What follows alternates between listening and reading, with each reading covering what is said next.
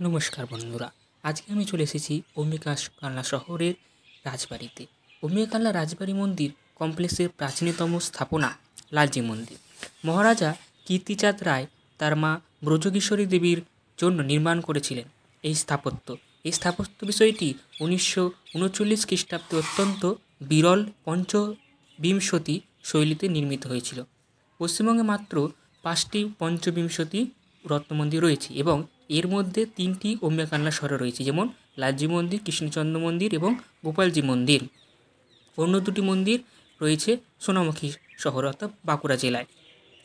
এই মন্দিরটি রাজবাড়ি কমপ্লেক্সের একটি পৃথক বেষ্টনীতে অবস্থিত। বেষ্টনীর প্রবেশপথে 3টি ঘোড়ার মূর্তি ঝুলছে। ঘোড়াটিকে বর্ধমান রাজ্যের প্রতীক হিসেবে বিবেচনা করা হয়।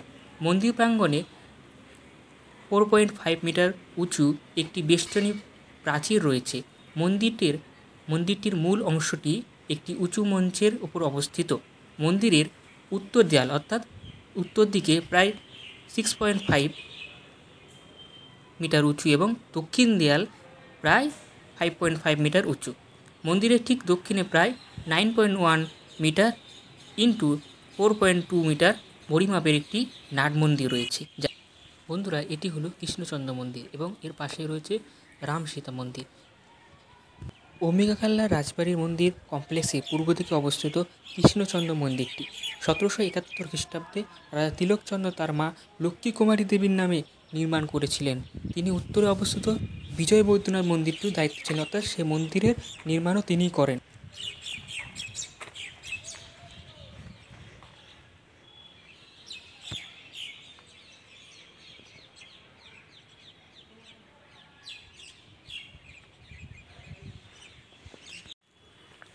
এবার বন্ধুরা, আমরা প্রবেশ করব বিজয় বৈদ্যনাথ মন্দিরে, যেটি কৃষ্ণচন্দ্র মন্দির ঠিক বিপরীত দিকে অবস্থিত। এই মন্দিরটি নির্মাণ করেন কৃষ্ণচন্দ্র মহারাজ, বর্তমানে রাজা। এবং এই মন্দিরটি রয়েছে একটি শিবলিঙ্গ, যার উচ্চতা প্রায় 6 ফুট। দেখুন বন্ধুরা, এটা পুরোটাই টেরাকোটা সম্পন্ন এবং এখানে প্রত্যেকটি মন্দির আমাদের কালনা শহরে অবস্থিত যতগুলো মন্দির আছে সব কিন্তু টেরাকোটা সম্পন্ন মন্দিরগুলো। এই দেখুন বন্ধুরা, এটা হচ্ছে সেই শিবলিঙ্গ, যার উচ্চতা প্রায় 6 ফুটের কাছাকাছি। এরপরে এই দেখুন পেছনে, এটা হচ্ছে কৃষ্ণচন্দ্র মন্দিরের পেছন দিকটা। আর এই দিক দিয়ে রাস্তা আছে আর এদিকে যাওয়ার। তো এই ভিডিওটা পরবর্তী ভিডিওটার মধ্যে দেখতে হবে। এই যে এই ভিডিওটার মধ্যে আমরা রেখেছি কি, এটা হচ্ছে এই সেই দরজাটা দিয়ে যাতে আমরা বেরোতে পারি কৃষ্ণচন্দ্র মন্দিরের দিকে।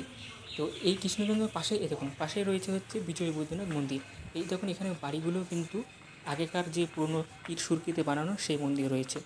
এবার আমরা চলে যাবো বাইরের দিকে আস্তে আস্তে, কেন এই মন্দিরের পুরোটাই কিন্তু ভেতরটা হচ্ছে প্রথমে ঢুকতে কামান পাওয়া যাবে, তারপর আস্তে আস্তে প্রতাপেশ্বর মন্দির, যেটি নির্মাণ করেন বর্ধমানের রাজাই। এবং এটি হচ্ছে পঞ্চরত্ন মন্দির। এই 5টা মন্দিরের ভেতরে রয়েছে শিবলিঙ্গ অর্থাৎ শিব বিগ্রহ, এবং সামনে রয়েছে রূপেশ্বর মন্দির। হ্যাঁ, ঠিক আছে। এইটা কিন্তু 8 চালা বিশিষ্ট একটা মন্দির। এবং এই মন্দিরের সামনে রয়েছে আবার কৃষ্ণচন্দ্র মন্দির, একদম সোজা এদিক দিকে ঢুকে গেলেই এই যেমন কৃষ্ণচন্দ্র মন্দির। আর এবং এদিকেই রয়েছে একটা ভালো গার্ডেনের মতো বাগান টাইপের, খুব সুন্দর করে সাজানো। এবং আরও এরকম ভিডিও দেখতে গেলে আমাদের সঙ্গে থাকুন, সাবস্ক্রাইব করুন এবং লাইক কমেন্ট করুন।